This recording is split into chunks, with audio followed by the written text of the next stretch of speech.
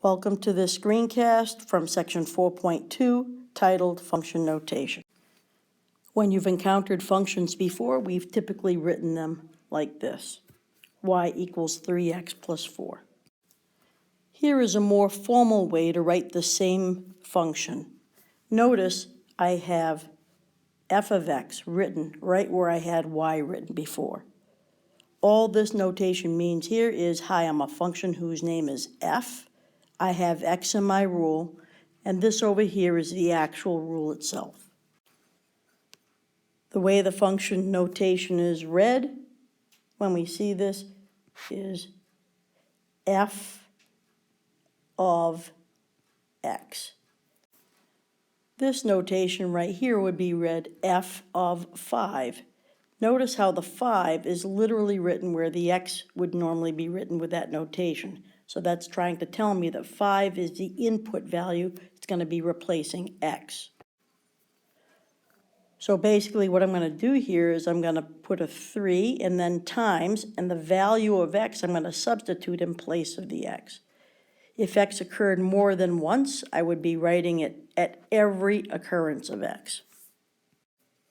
All that's left to do now is to simplify the result, so we get 15 plus 4, and that is 19. So we would say f of 5 is 19. To recap, notice the 5 was the input value, and then what that produced for an output was 19. We could also write our answer as an ordered pair, as we have done earlier in the year. So 5, 19, putting the 5 where the input value goes and the 19 where the output goes. One last very important point. In algebra, you typically stand two things next to each other when you mean to multiply. This is not the case here. This is like a whole symbol unto itself.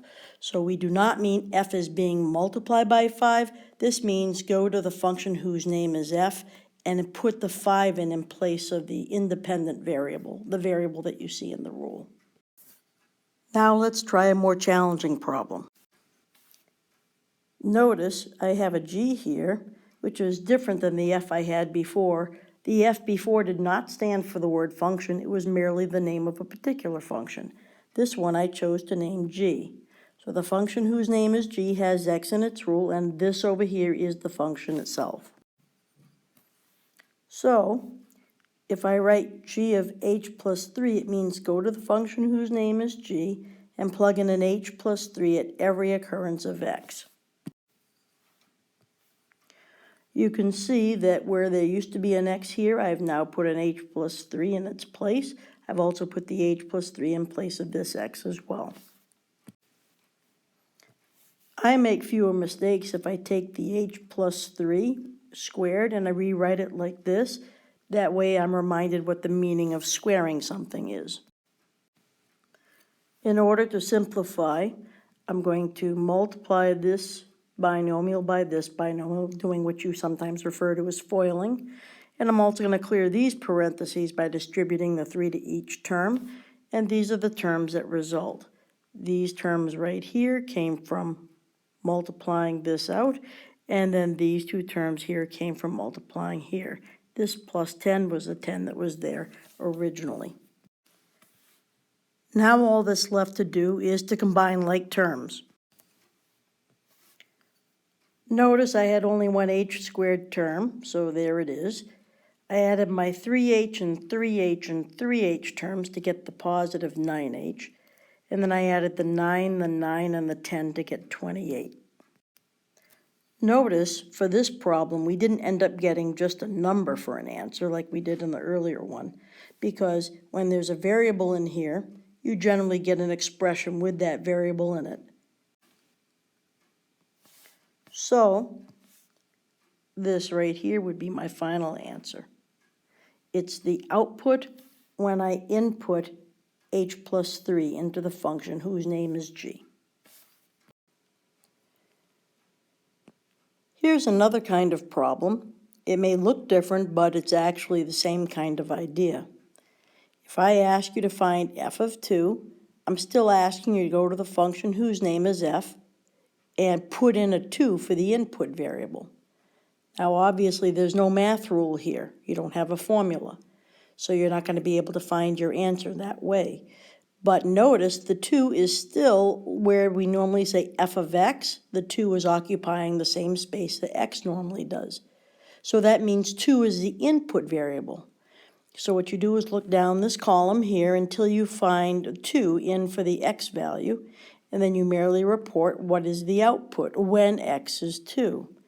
As you can see, f of 2 in this particular case is 7.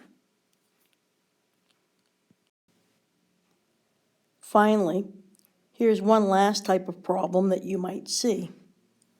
Here I'm being asked to find g of 1, and we'll assume that this graph that was given to us was the function g's graph. Notice that I've got an x right there, and I've got a g of x over here. So that's like the x-axis. And remember, this is an alternative or more formal way to refer to y. So now they ask us to find g of 1, and that means go to the function whose name is g and put in a 1 for the input variable and see what you get out.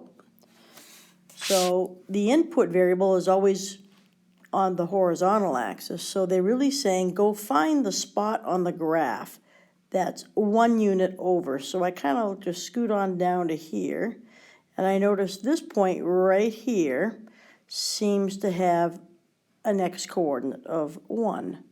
So what I want to do is I want to do my best job estimating the y-coordinate, and I see that the y-coordinate when the x is 1 is a negative 8. So my final answer in this case would be negative 8. The input was a 1, and the output when x was 1 was negative 8. So the actual value here is, notice, just the y value. They're asking us to find the function g of 1, and they're asking for just the output value. That concludes this screencast, and I hope you found it helpful.